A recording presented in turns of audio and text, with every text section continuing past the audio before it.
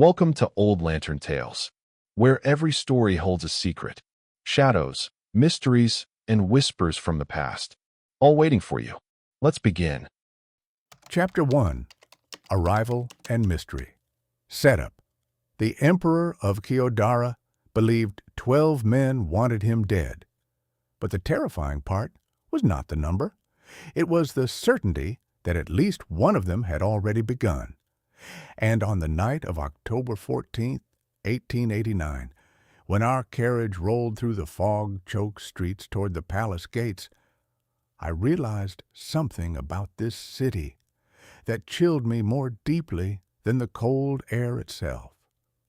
Kyodara was not merely afraid, it was waiting, because the fog that night did not drift lazily through the streets like mist from the river.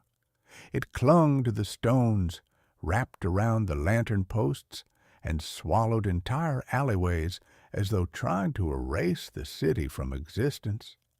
And when Hercule Poirot stepped down from the carriage, he did so with the same calm precision he might display when arriving at a garden party, brushing an invisible speck from his sleeve before adjusting his mustache and murmuring quietly, almost amused, "Observe carefully, Hastings. No one stares at us, yet everyone knows we are here." And the moment he said it, I noticed the pattern too. Windows that had been open only seconds before were closing one by one, not hurriedly, but deliberately.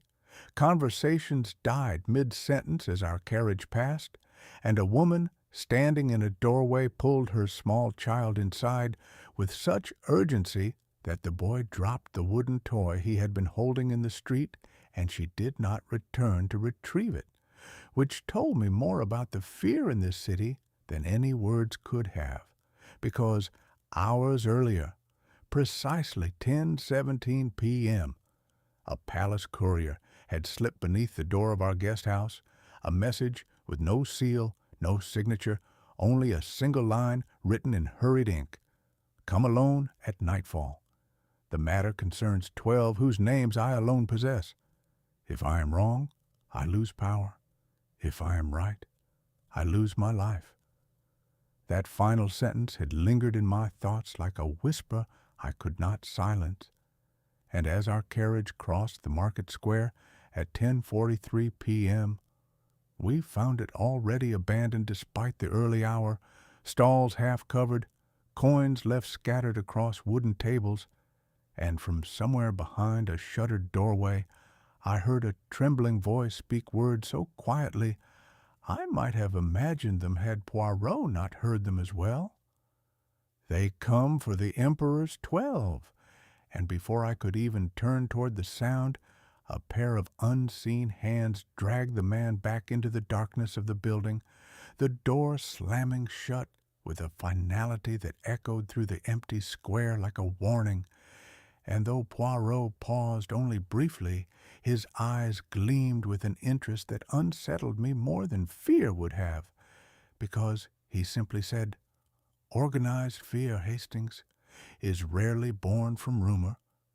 And by the time the palace gates opened at exactly 11:01 p.m., the entire city seemed to hold its breath as though expecting violence to erupt at any moment. The guards at the entrance speaking not a single word as they admitted us, their knuckles pale against the shafts of their spears, and inside the palace the corridors felt wrong, too silent, too empty.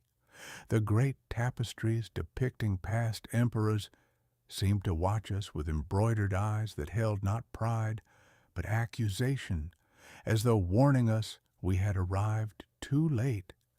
And when at last we entered the chamber, lit by a single lantern placed at the center of a long table, the emperor himself looked less like a ruler than a man awaiting execution, his hands trembling as he spread before us a parchment covered in hurried notes. September 22nd, 2:15 a.m. Footsteps outside the treasury door. October 1st, 3:42 a.m. A shadow crossing the eastern gallery. October 12th, 11:37 p.m. A whisper in the servants' quarters promising blood before the harvest moon waned, and Poirot studied the parchment without sitting, his eyes moving slowly from one entry to the next, before he finally spoke in a voice so soft it seemed almost thoughtful. "Sire, assassins create chaos, yet what you describe here is not chaos. It is rhythm." And the Emperor swallowed hard before confessing the truth that had clearly been poisoning his mind for weeks. "They are within my council, Poirot, 12 of them, and I do not know which." And at that exact moment, a faint creak echoed from the corridor outside the chamber door.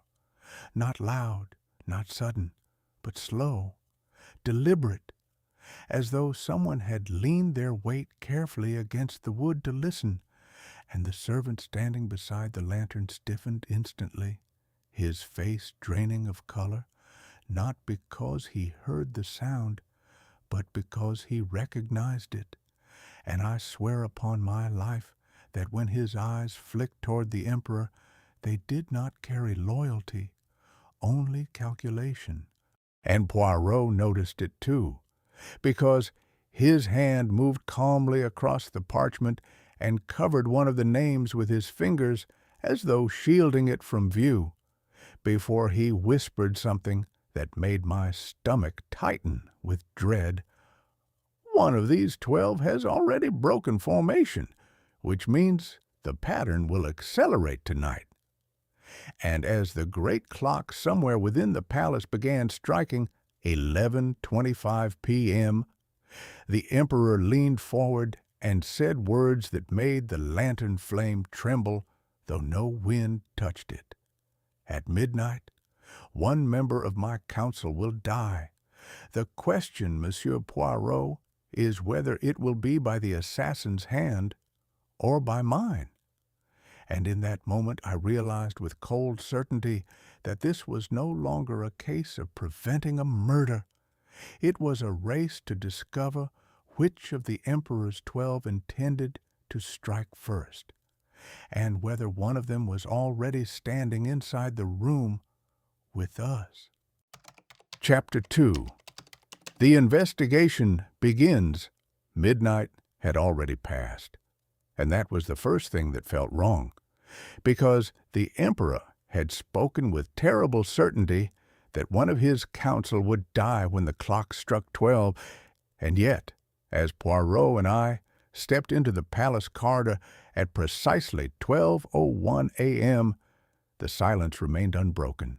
No scream echoing through the halls, no alarm bells ringing, only the hollow ticking of distant clocks, and the unsettling sense that something had occurred without witnesses. And I whispered nervously, "Poirot, he said someone would die at midnight." To which he replied without slowing his pace, his voice quiet but edged with thought, "Yes, Hastings, which means either we have prevented it or we are already too late."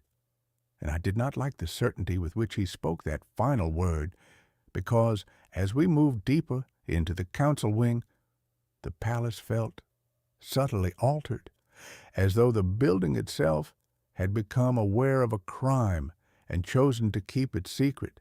And at exactly 12:08 a.m., we passed one of the council chambers where the door hung slightly ajar, not wide open, not closed, just enough to suggest someone had left in haste. And inside, we found a chair overturned beside the writing desk, parchment scattered across the floor like fallen leaves, and though there was no body, no obvious sign of violence, the air carried a faint metallic scent that made my throat tighten, and Poirot crouched beside the desk, touching the polished floorboards with delicate fingers before lifting them toward the lantern light, studying something invisible to my eye before murmuring quietly, "The pattern has accelerated." And before I could question him, A sudden gust of air swept through the servant corridor behind us, extinguishing one of the lanterns and plunging that section of hallway into suffocating darkness. And within that darkness I saw it, not clearly, not long enough, but unmistakably, a human silhouette standing at the far end of the passage, perfectly still, watching us, not fleeing, not hiding, simply observing, and instinctively I stepped forward only for the figure to vanish, without the slightest sound, dissolving into the shadows as though it had never been there at all. And Poirot's voice came sharp and controlled behind me. "Do not chase, Hastings. Whoever that was expects pursuit, and pursuit creates mistakes." And by 12:19 a.m. we had reached the palace library, where a smear of fresh mud near the eastern hearth suggested someone had entered only moments earlier. Yet the hearth itself remained cold and untouched, and beside it rested a folded scrap of parchment that neither of us had seen during our earlier passage through the room, and when Poirot unfolded it, the message inside was short, written in a deliberate hand. "You are counting wrong." And for the first time that night, Poirot did not answer immediately, instead reading the words twice before lifting his gaze slowly toward the balcony doors, as though the author might still be watching from beyond the glass. And at 12:27 a.m., we stepped out into the palace garden, where the moonlight revealed something deeply unsettling in the gravel path leading toward the hedge maze, a line of footprints spaced with unnatural precision, 12 impressions forming a silent procession toward the darkness of the hedges. And Poirot began counting them softly under his breath until his voice stopped at 11. And when I counted myself, my pulse quickened as I realized why. Because one set of footprints overlapped another with perfect accuracy, a careful imitation designed to hide the existence of a second walker, and Poirot whispered with quiet admiration, "Remarkable. One assassin walks within the shadow of another." And before the implication could settle into my mind, a scream ripped through the palace from the upper council wing, sharp, sudden, and cut short, as though someone had placed a hand over the victim's mouth, and the silence that followed felt heavier than the sound itself, because it meant the Emperor's prophecy had not been exaggerated. It had been precise, and we ran then, abandoning caution entirely as we climbed the marble staircase 2 steps at a time, the lantern flame trembling wildly as if reluctant to illuminate what waited above. And when we reached the council chamber at 12:34 a.m., the door stood open and the long table inside was illuminated by a single wavering candle, beneath which one of the Emperor's most trusted advisers sat slumped forward over the polished oak surface, his hands resting calmly beside an untouched goblet of wine, his eyes wide open and his lips curved into a faint, almost peaceful smile, as though death had arrived not as violence, but as revelation. And when Poirot examined the body, he pointed silently to the man's neck, where a tiny puncture mark, no larger than a needle's kiss, marked the place where life had been taken with terrifying precision. And as I stepped back in horror, Poirot's attention shifted to the tabletop itself, where something had been carved faintly into the wood beside the dead man's hand. 2 Roman numerals etched with careful pressure, 11, and beneath it a shallow line had been started but not finished, as though whoever had carved it intended to return and complete the next number. And in that moment a cold realization spread through me like ice, because this was not merely a murder, it was a count, And if this death marked 11, then somewhere within the palace the 12th assassin was still moving, patiently waiting to finish what the others had begun. Module 3. First Confrontation and Betrayal. The 12th assassin was still somewhere inside the palace, and by 12:48 a.m., the building itself seemed to know it, because the corridors no longer felt like corridors at all, but like the tightening veins of a living creature slowly closing around its prey, and the carved Roman numeral 11 beside the advisor's lifeless body had changed something fundamental in the air, shifting our task from prevention to pursuit, from mystery to countdown. And when Poirot and I stepped once more into the council chamber, beneath the trembling lantern light, I noticed immediately that something had altered in the room, because one of the chairs at the long oak table was no longer empty, and the man seated there did not startle at our arrival or attempt to flee.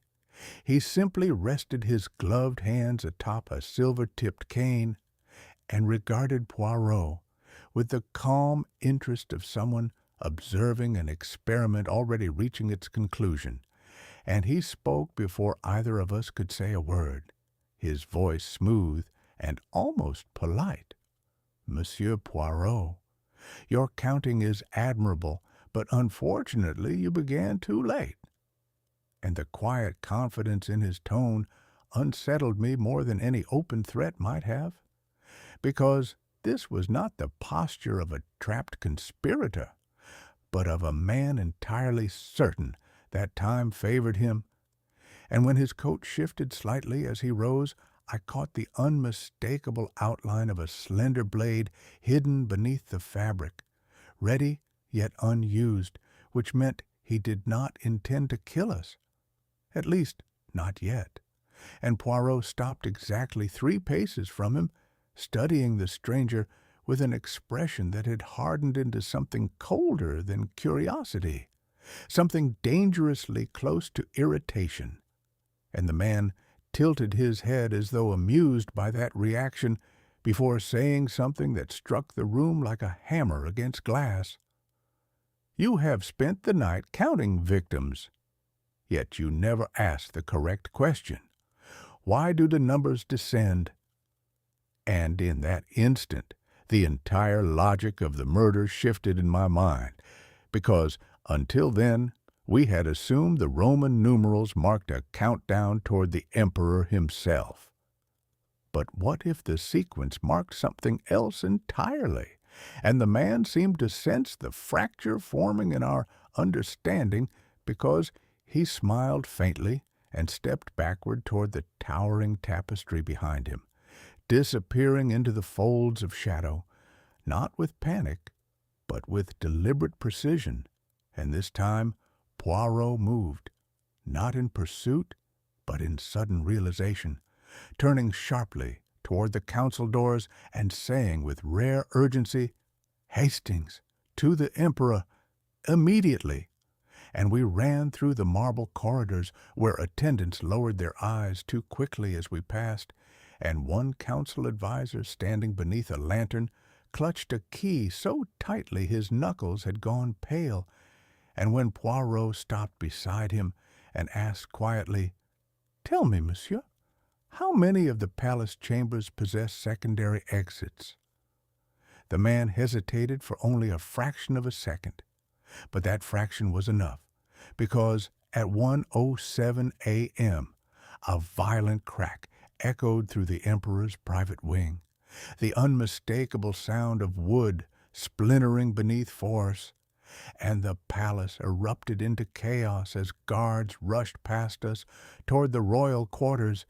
Yet when we burst into the emperor's chamber moments later, the ruler himself still stood alive, shaken, furious, but alive, while beside the shattered inner door his chamberlain lay collapsed across the threshold, his throat opened with chilling surgical precision, The blood pooled neatly rather than scattered, as though the killer had taken deliberate care not to waste a single motion, and carved into the wooden frame of the emperor's doorway was another Roman numeral, freshly cut into the grain, X, and this time the meaning was unmistakable, because the chamberlain had not been the intended victim. He had been a barrier removed with methodical efficiency, and the emperor staggered backward in horror as suspicion rippled through the gathered council members. Yet Poirot's expression darkened not with fear, but with sudden clarity, as he whispered words that sent a colder dread through me than the corpse itself. "They are not trying to assassinate you, sire. They are isolating you." And at that very moment, the adviser we had confronted earlier attempted to slip quietly toward the northern balcony doors. The same balcony he had glanced toward repeatedly, but Poirot's voice cut through the confusion like a blade. "Stop him!" And the guard seized the man just as he reached the threshold, forcing open his clenched fist, from which a small folded parchment fell onto the marble floor, bearing a symbol identical to the one found near the first body, except this one contained a single word written inside a thin circle: finale. And as the adviser was dragged away protesting his innocence too loudly to sound convincing, Poirot did not appear victorious. He looked troubled, deeply troubled. And when he leaned close to the emperor, his voice dropped low enough that only fragments reached my ears, before he straightened again and addressed the room in a tone colder than the midnight air itself. "Your Majesty, you summoned me to expose 12 assassins, but the number you fear has been misunderstood." And when the emperor demanded an explanation, Poirot's gaze moved slowly across the assembled council members before settling briefly upon me, and the words he spoke next froze every breath in the chamber. "There are not 12 assassins hunting you. There are 12 positions, and someone intends to fill them." Chapter 4. Revelation and Emotional Crisis. The emperor still did not fully understand what Poirot had revealed, that the 12 assassins were not a brotherhood, but a set of positions waiting to be filled. Yet by 3:02 a.m., the palace itself had begun proving the truth of it, because the great imperial residence no longer felt like a fortress guarding its ruler, but like a cage slowly closing around him, every corridor narrowing with suspicion, every servant's glance lingering a fraction too long, and the faint suggestion of dawn beyond the eastern windows did nothing to soften the violence of the night's discoveries. For the Roman numeral 10 carved beside the emperor's chamber door had confirmed something chilling. The sequence was not random. It was ritual. And when Poirot and I returned to the emperor's private study, we found the ruler seated rigid behind his desk, his posture stiff with the desperate belief that authority alone could keep the conspiracy at bay. Yet the room itself felt subtly altered, as though trust had fractured somewhere unseen, and Poirot sensed it immediately, because instead of examining the carpets or the windows, he examined faces, his gaze moving slowly from aide to guard to servant until it lingered just a moment too long upon each of them. And at 3:11 a.m., a young palace servant approached me rather than Poirot, his hands trembling as he pressed a folded note into my palm, bearing my name alone. And when I opened it, the message struck like ice, sliding beneath the ribs. "Do not trust the familiar. The 12th is closer than you believe." And for one brief, shameful instant, a terrible thought crossed my mind. that perhaps the warning meant Poirot himself, and that flicker of doubt must have betrayed itself upon my face because he looked at me then, not offended but curious, measuring my reaction before saying calmly, "Read it aloud, Hastings." And when I did, the silence that followed felt heavier than any scream, the Emperor's gaze shifting between us with growing unease as the realization crept through the room that the assassins were not merely isolating him from his council. They were isolating us from one another, and Poirot responded to that realization in a way I had never seen before, removing his gloves slowly and placing them upon the Emperor's desk as though laying down a challenge before saying quietly, "Sire, you have been deceived, but not by the men you suspect." And before the Emperor could demand clarification, a violent crash erupted from the northern balcony at precisely 3:18 a.m. as guards rushed through the corridor, shouting that another council member had disappeared, not killed, but vanished. And when we reached the chamber, we found it empty, except for a fresh carving upon the inner wall, 9, the next numeral in the descending sequence, and the implications struck like a hammer against the mind, because if X had marked the Chamberlain's death, then IX meant the order continued whether or not a body remained behind, and Poirot examined the carving with unusual urgency, running his fingers lightly across the groove before frowning and whispering something that chilled me more than the disappearance itself. Different pressure, different hand, and that small detail shattered the illusion of a single conspiracy, because when he compared the angles of the numerals with those carved earlier, the truth emerged with dreadful clarity. They had not been written by one assassin, but by several, each marking their own ascent through the hierarchy. And when the Emperor demanded hoarsely, "Filled by whom?" Poirot turned slowly toward the council chamber, where only 9 chairs now remained occupied, and answered in a voice colder than the fading night, "By those who survive." And the cruelty of the design suddenly became visible to all of us. For this was not merely an assassination plot, but a system of succession in which each death created a vacancy, and each vacancy demanded a successor, drawing those closest to power into the structure whether they desired it or not. And as if to confirm this terrible logic, the adviser we had detained earlier was dragged back into the chamber at 3:42 a.m., protesting his innocence until Poirot silenced him with a single quiet question.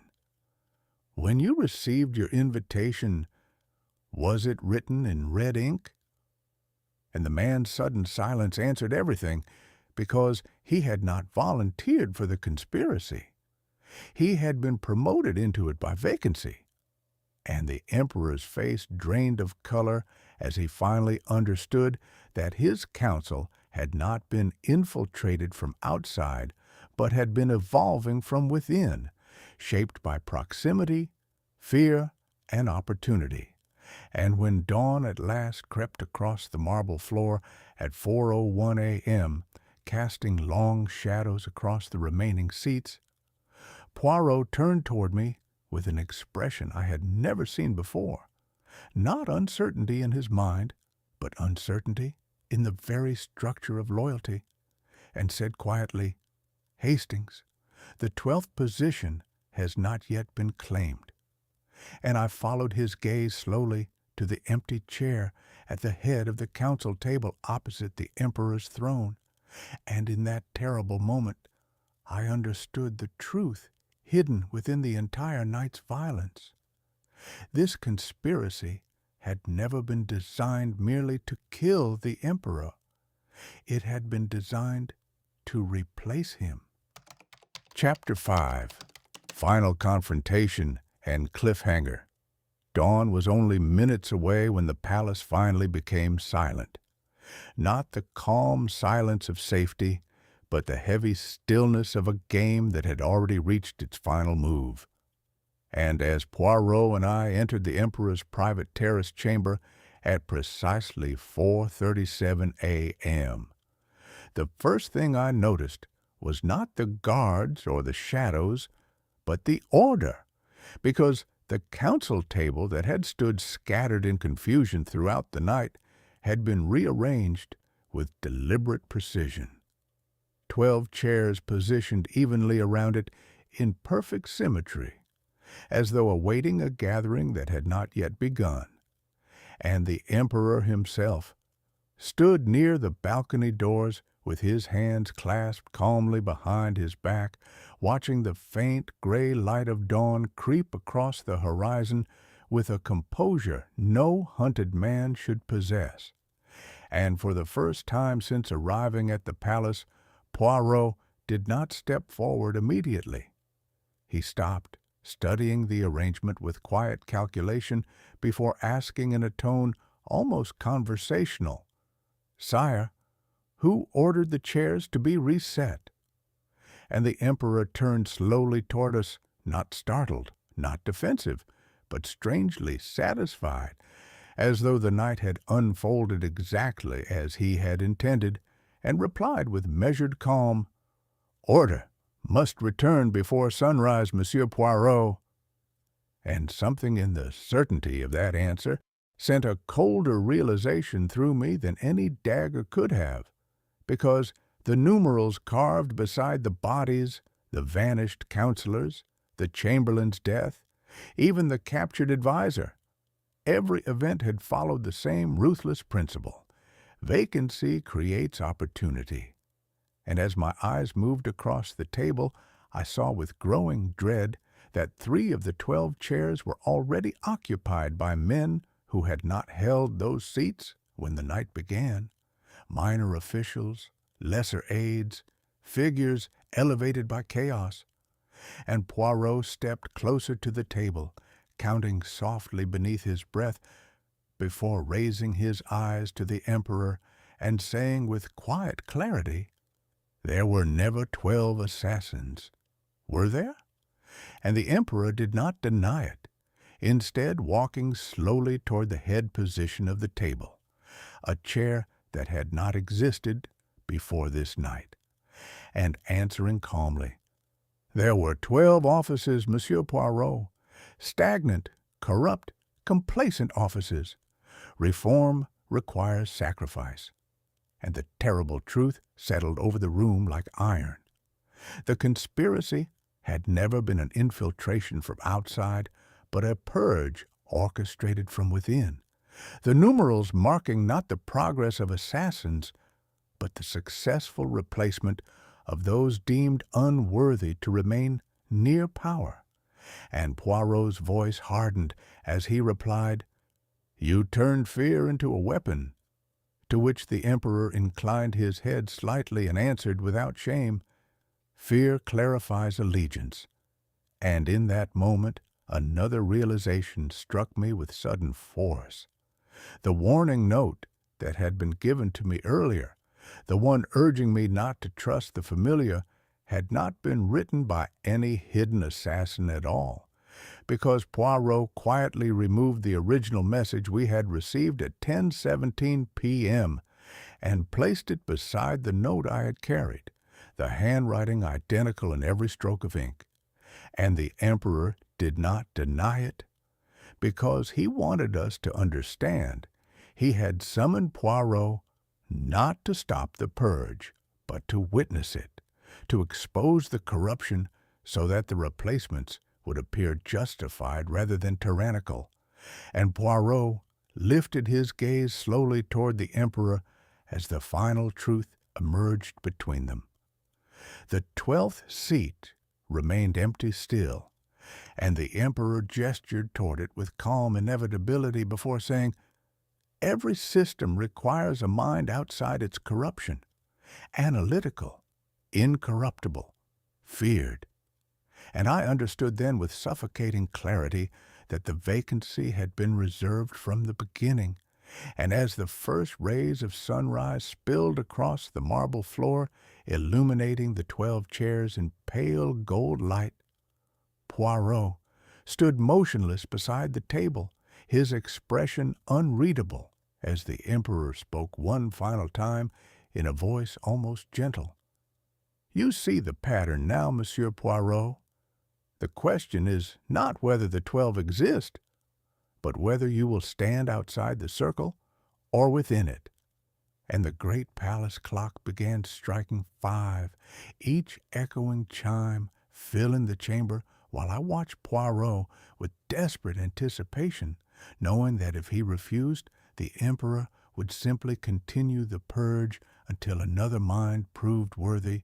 Yet if he accepted, he would become part of the very mechanism he had exposed, and when the final chime faded into silence, I turned back toward the council table, and the 12th chair was no longer empty. Thank you for visiting Old Lantern Tales. The stories don't end here. Subscribe and hit the bell so you never miss a secret from the shadows. Until next time, keep your lanterns burning.